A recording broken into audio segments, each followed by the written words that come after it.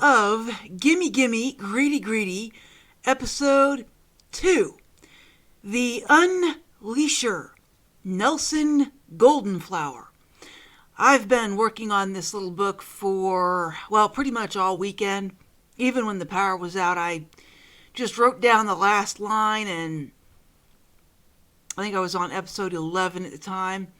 Episode 11, and just continued on from there. And then when the power came back on, I just copied that back into the machine. So anyway, but we're on episode 2, The Unleasher, Nelson Goldenflower. And remember, this stuff is draft, so it could change before it goes into Kindle Vella, or it might stay the same. It's really kind of impossible to tell. You never know what's going to happen. All right, so let's get started. So who was this human greed machine? This selfish son of a bitch that had to have more than his fair share.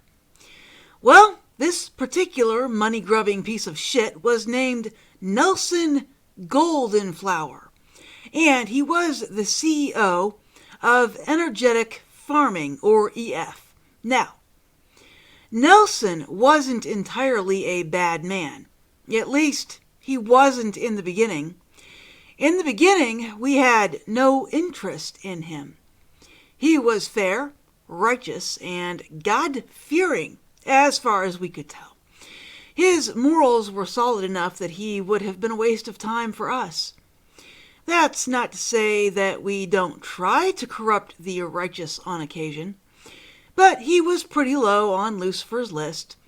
I think he was low on Bilal's and Mephistopheles' lists, too. We're talking not even in the top 1,000. What, you thought they were going to take on challenging tasks? If you thought that, you don't know evil. Not that we're against forming strategic partnerships with the right humans. We love partnering with the right cardinal or rabbi, priest or monk. We've even formed partnerships with nuns and sisters, and together we've developed some very innovative business models that have advanced our initiatives quite well.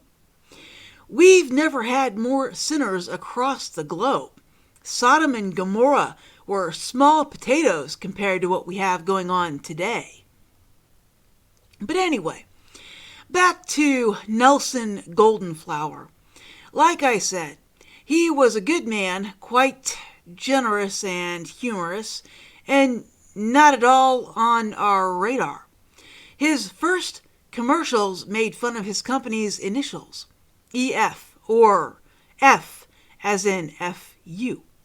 He used that a lot when he first started, and he laughed. His employees laughed, and his customers laughed. But better than being humorous and having a great company culture, his employees made a living wage. And Nelson did all he could do to control prices and stop inflation before it wreaked havoc on everyone and everything. When he couldn't, he made sure his employees received cost of living adjustments to their salaries. After all, no man could control everything, and all Nelson controlled was his electric company and the food production facilities. This, of course, meant that his employees had received their generous salaries and discounted electricity and food. Well, not all foods, just dairy and meat. Nelson didn't own any farms that grew vegetables or grains, at least not at that time. But he believed that he and his employees could grow into prosperity together. Then greed got a hold of him. Before you start looking at us, we had nothing to do with it. Sometimes evil and sinning is just random, and in no way ordained by us. In this particular case, Nelson heard about the goldenrod statue from the Tazumari civilization. The statue got its official name from the golden rod that it held in its left hand. Rumored golden rod, anyway. Not that anyone had seen it at the time. The statue was supposedly located in the middle of the Amazonian jungle. The Tazumari were an ancient race. They got everything they needed from the jungle. They also mined gold, rubies, and jade, and traded those stones with other tribes. To keep themselves humble, they created what is now known as the goldenrod statue.